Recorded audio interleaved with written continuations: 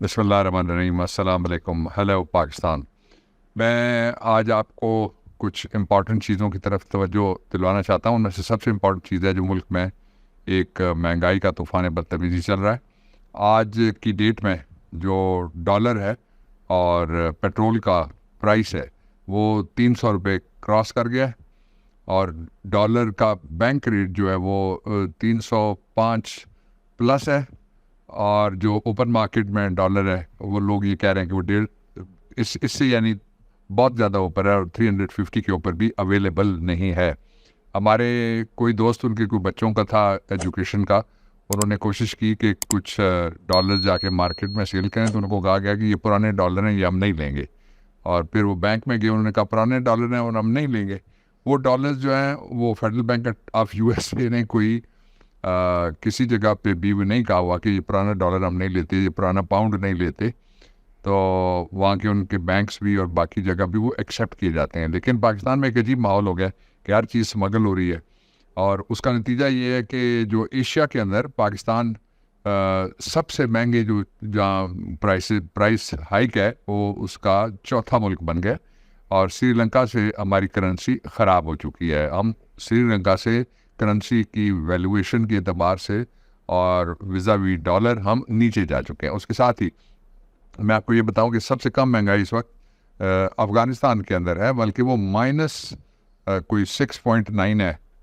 کوئی ایک آدھ پوائنٹ ادھر ادھر ہو سکتا ہے، لیکن یہ مجھے صحیح فگرز ہیں جو میں آپ کو دے رہا ہوں۔ یہ کوئی فگرز ہمارے نہیں ہیں، یہ فگرز جو ہیں وہ باقاعدہ جو ریٹنگ کرنے والے ادارے ہیں عالمی طور پہ انہوں نے دیے ہیں۔ دوسرا، میں کل کے حوالے سے آپ کو بتانا چاہتا ہوں کہ کل دو اہم بیل پٹیشنز لگی ہوئی ہیں۔ ایک ہے آپ کے کپتان کی بیل پٹیشن لگی ہوئی ہے، یہ مقدمہ ہے سائفر کا، اور جس میں دونوں بیل پٹیشنز ہیں۔ اور دوسرا جو ہے وہ ہے شاہ محمود قریشی کا مقدمہ، وہ بھی سائفر کا ہے۔ میں پچھلے ہفتے ملا تھا عمران خان کو جا کے اٹک جیل میں، اور کل میں جا کے ملا شاہ محمود قریشی کو اڈیالہ جیل راولپنڈی میں۔ وہ یہاں کے ایک سیل میں بند ہے، عمران خان وہاں پہ قید ہیں۔ اب یہ جو پٹیشنز ہیں ان کے چانسز کل دونوں رہنما عمران خان بھی اور شاہ محمود کی دونوں کی بیل ہونے کے چانسز بڑے واضح ہیں۔ میں میرٹ کی بات کر رہا ہوں۔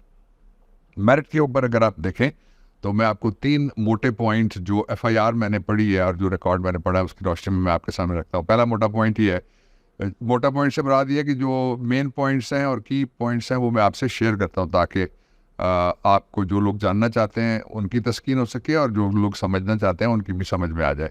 پہلا جو پوائنٹ ہے وہ یہ ہے کہ شروع میں یہ کہا گیا کہ سائفر ہے، اور پھر سارے پاکستان کے جو ادارے ہیں ان کے پاس سائفر کی کاپی بھی پہنچائے گی، اور جو کیبنٹ تھی اس نے اس کو ڈی کوڈ کیا۔ ڈی کوڈ سے مراد یہ کہ کوڈ تو آتا نہیں ہے کبھی، لیکن اس کے نوٹس بنا کے جو سیکریٹری تھے فارن افیئرس کے وہ لے کے آئے، اور جو فارن افیئرس کی جو سیکریٹری تھے انہوں نے اس کے جو نوٹس بنائے ہوئے تھے اس کی بنیاد کے اوپر کیبنٹ کے سامنے رکھا، اور کیبنٹ نے ڈی سیل کیا، اور پھر ڈسکشن ہوئی، اور پھر کیبنٹ نے اس کو دوبارہ سیل کر کے جو پاکستان کی کیبنٹ ڈویژن ہے اس کے رولز ہیں ان کے مطابق جو سائفر ہے وہ کبھی اس سے باہر نہیں نکل سکتا، جس کو ہم کہتے ہیں موفا، منسٹری آف فارن افیئرس۔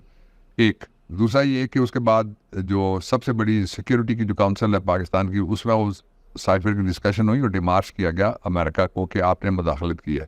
بحث صرف یہ ہوتی رہی تھی کہ یہ مداخلت کے بعد سازش ہوئی ہے یا پہلے سازش ہوئی ہے یا نہیں ہوئی۔ اس پہ 2 موقف تھے، کہ جو پی ٹی آئی کا موقف تھا کہ یہ سائفر تھا، سازش تھی اور نوازش تھی۔ دوسری سائڈ کا موقف یہ تھا کہ سائفر تو تھا لیکن سازش کوئی نہیں تھی۔ بہرحال اس کے بعد رجیم چینج آ گئی۔ رجیم چینج کیسے ہوئی آپ صاحب نے دیکھا، آپ صاحب جانتے ہیں، اس پہ کامنٹ کرنے کی ضرورت نہیں ہے۔ اس کے بعد جب نوٹنکی باز شو باز آیا تو دور شو بازی میں اس نے پھر دوبارہ سے وہی ایکسرسائز کی، اور جو ہماری نیشنل سیکورٹی کمیٹی یا کونسل سب سے بڑا ادارہ سمجھا جاتا ہے پاکستان کے اندر، سارے اسٹیک ہولڈرز ریاست کے اس کے اندر موجود ہوتے ہیں، کچھ لوگوں کو انوائٹ بھی کیا جا سکتا ہے، بائی انویٹیشن بھی جوائن کر سکتے ہیں، اس کے سامنے بھی رکھا گیا۔ اب آ جائیں جو ایف آئی آر ہے اس کی طرف۔ یہ 2 موٹی باتیں میں نے بتائیں، تیسری موٹی ایف آئی آر میں الزام یہ ہے کہ جو سائفر ہے وہ چوری ہو گیا ہے، اور جتنا بھی پرچہ ریمانڈ جاری کیا گیا وہ اب پبلک ریکارڈ ہے، but purposely not sharing that here, تو ورنہ میں آپ کو دکھا دیتا، لیکن یہ میں بتا دیتا ہوں کہ اس میں ایف آئی اے نے خود سائفر کا ڈائری نمبر لکھا ہے جو بذات خود سب سے بڑی پاکستان میں اگر کوئی آفیشیل سیکرٹ ایکٹ کی خلاف ورزی ہے تو یہ ہوئی ہے. وہی ریکارڈ کی میں بات کر رہا ہوں، کوئی جو بھی پبلک ریکارڈ ہے وہ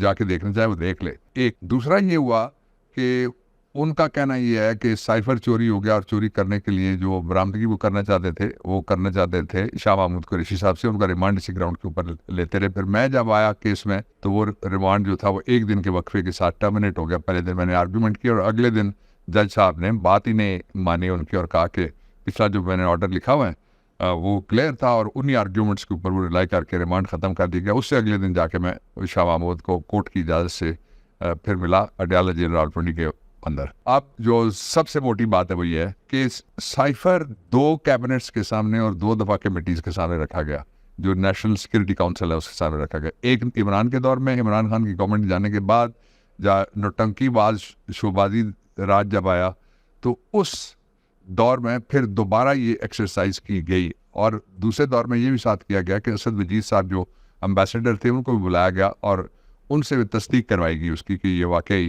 یہ کیبل اس کو کہتے ہیں ڈپلومیٹک لینگویج میں ایک کیبل ہوتی ہے، ہمارے یہاں اس کو سائفر کہتے ہیں جو ہمارے رولز آف بزنس ہے گورنمنٹ کے، تو سائفر آیا تھا جی. اچھا، اب بڑے مزے کی بات یہ ہے اگر وہ چوری ہو گیا تھا شاہ محمود کے زمانے میں اور عمران خان کی گورنمنٹ تھی تو پھر یہ دوبارہ کیا چیز ڈسکس کی تھی شوباز نے؟ اس سوال پہ میں اس بادشاہ کی طرف دیکھ رہا ہوں جو کہتے ہیں شہر میں داخل ہوا تو شہر والوں کو دیکھ کے پہلے وہ رویا اور پھر ہنسا، یا پہلے ہنسا اور پھر رویا. اس میں جو کس طرح کے پرچے ہو رہے ہیں عمران خان کے خلاف، پاکستان تحریک انصاف کے ورکرز کے خلاف، ہماری خواتین کے خلاف، اور ہمارے جو لیڈرز ہیں پاکستان تحریک انصاف کے ان کے خلاف کس طرح کے مقدمے جو ہے وہ درج کیے جا رہے ہیں، یہ اس سے ظاہر ہوتا ہے. بہرحال یہ مقدمہ ایسا ہے کہ اس میں اگر کوئی ذرا سی بھی جوڈیشل اپلیکیشن آف مائنڈ ہوئی تو کل اس مقدمے میں آپ کا کپتان بھی باہر آ جائے گا اور جو شاہ محمود ہیں ان کی بھی بیل ہونے کے واضح چانسز موجود ہیں، اس لیے کہ مقدمہ ہی کوئی نہیں ہے. اگر وہ پہلے چوری ہو گیا تھا تو دوسری دفعہ اس کو نہیں دیکھا جا سکتا، اگر دوسری دفعہ دیکھا گیا اس کا مطلب ہے جھوٹ بولتے ہیں. اور پھر 3 لوگوں کے بیان میں، ایک پاکستان کے سب سے معتبر آدمی ہیں ان کا بیان تھا، انہوں نے کہا کہ ایک پرچی لہرائی تھی عمران خان نے 27 والے جلسے میں. پھر ایک سب سے بے اعتباری خاتون ہے، اس نے کہا کہ عمران خان نے کاغذ کا ٹکڑا چیتھڑا بلکہ لہرایا تھا. اور جو تیسرا ہے وہ اس دور کا پچھلا جو شہبازی دور کا اور نوازی دور کا جو وزیر داخلہ تھا، اس نے کہا کہ سائفر چوری نہیں ہوا، وہ محفوظ ہاتھوں میں ہے اور وہ سائفر اس وقت بھی وزارت خارجہ پاکستان کی کسٹڈی میں موجود ہے. اس سادگی پہ کون نہ مر جائے خدا. پاکستان پائندہ باد.